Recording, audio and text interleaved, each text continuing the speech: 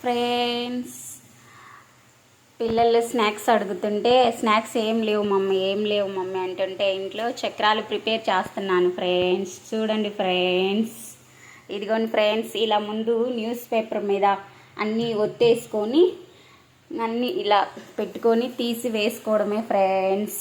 ఇదిగో మా అబ్బాయి తింటున్నాడు ఫ్రెండ్స్. ఎలా ఉన్నాయమ్మా? బాగున్నాయి మమ్మీ, సూపర్ ఉన్నాయి. తిను, ఎలా ఉన్నాయి? తిని చూసి చెప్పు, ఎలా ఉన్నాయి? సూపర్. బాయ్ చెప్పు. బాయ్. చూడండి ఫ్రెండ్స్,